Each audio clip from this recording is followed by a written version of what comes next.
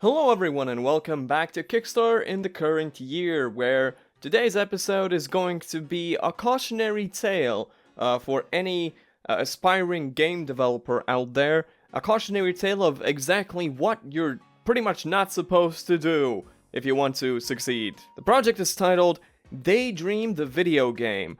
Daydream is a realistic multiplayer dreamcore horror game inspired by 2000s childhood nostalgia. Well, at least I can somewhat respect the fact that it's 2000s nostalgia. It's about time. I'm just waiting for when we hit the point where we get to 2010s nostalgia.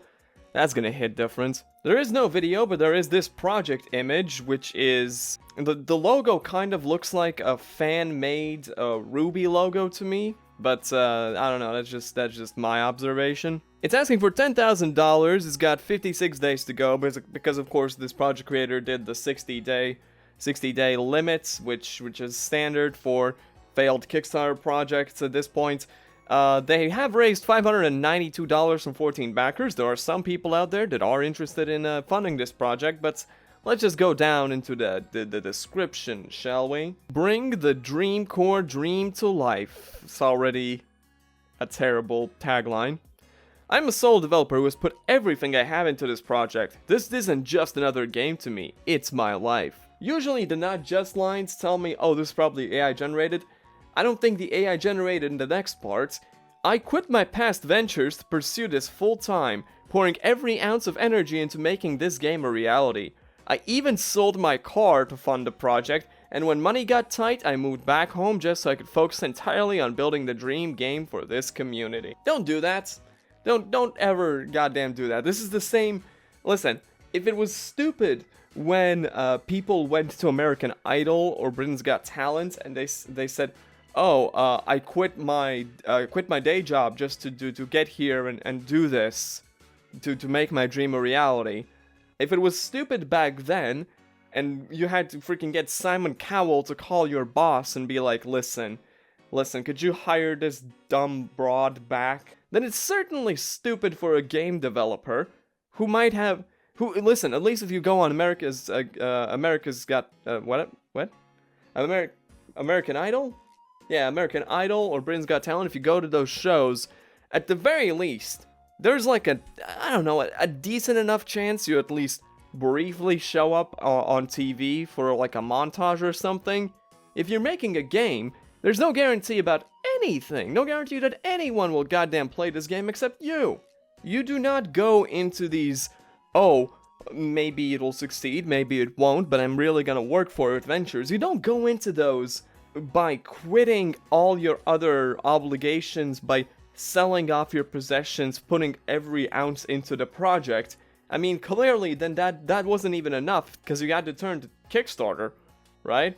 Which just makes me wonder if selling your car and putting all this effort in wasn't enough, how are we to believe that $10,000 is going to change the whole thing as well?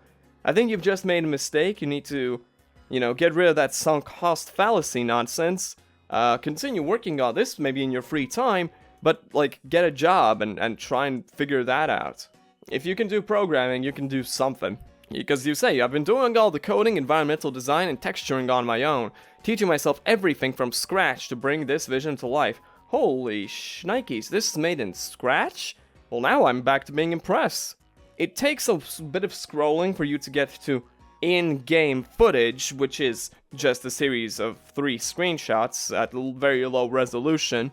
Clearly it is some kind of dream-inspired thing, because you can see this GM Flatgrass type of deal going on here, and this creepy liminal corridor. Yeah, that's something. Then you scroll down further, and you get like a very, very vague description of what the game's gonna be like. Liminal spaces, the backrooms, and dreamcore aesthetics. Alright, and then again, just some kind of very vague stuff. This person put in a bunch of stretch goals. Again, in an image that no one, I'm saying no one, but this one person. This person didn't bother looking at once he put the Kickstarter project together to see that the stretch goal image is completely unreadable. It was already pretty bad with the font and color choice, but then at the Kickstarter maximum resolution for an image like this, it's just... It's just bad, and you have to go all the way past the stretch goals, all the way past where the money goes to actually find out what kind of game it's going to be. It's a mix of multiplayer horror, early 2000s horror, dreamcore horror, exploration, and comedy. Again, you're just explaining the aesthetics, not the gameplay, and the question asked about gameplay. Players will team up to navigate liminal spaces, encounter surreal entities, and complete objectives while having moments of ridiculous fun. Is Daydream similar to Lethal Company? Because, I mean, Lethal Company likes are kind of like a new genre at this point. I mean, Repo's a brilliant example of it, but, you know, there's also... I forget the names of it. Content Warning is one of them. That's like, that mixed up the formula.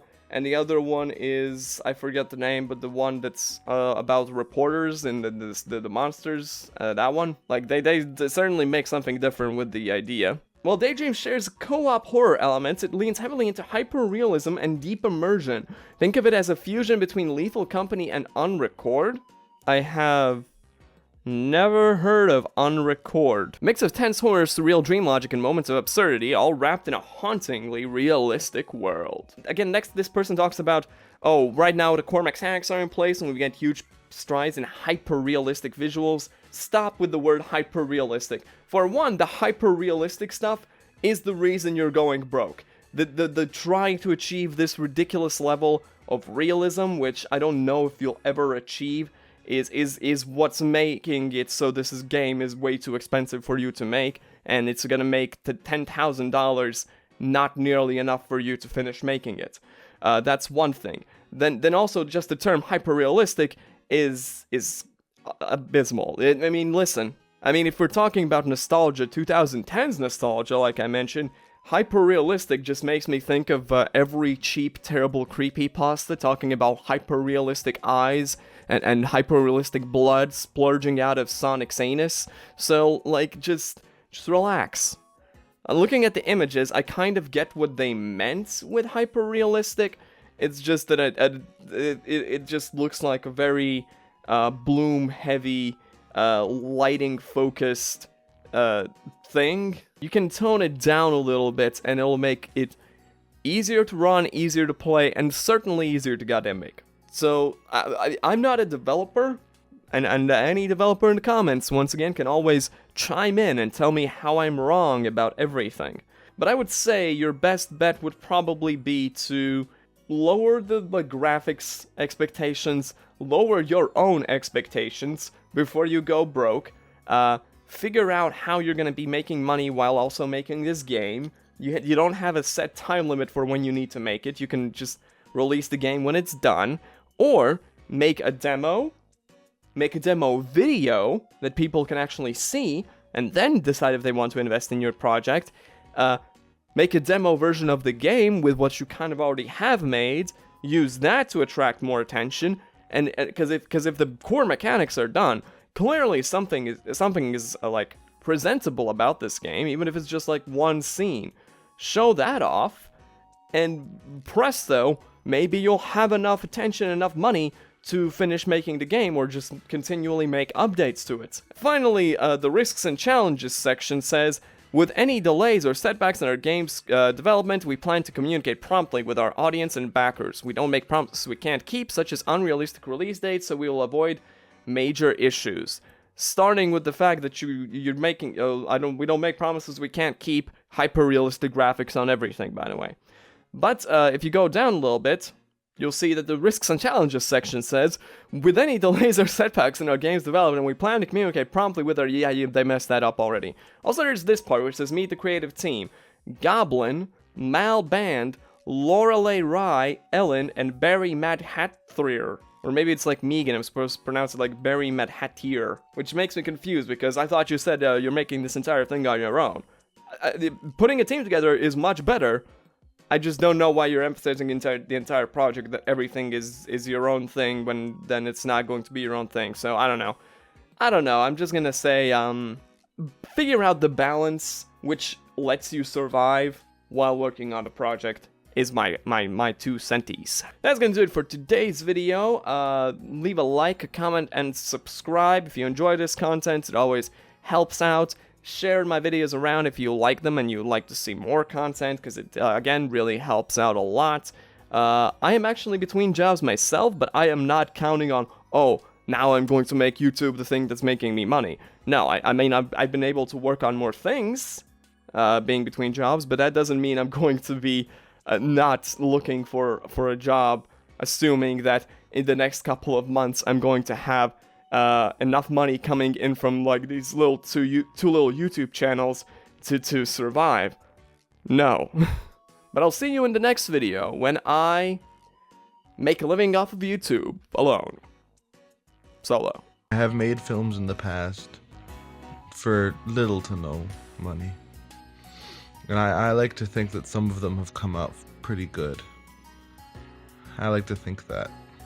Why is this kind of like a creepy horror video? Like, this feels like a video file you encounter in like...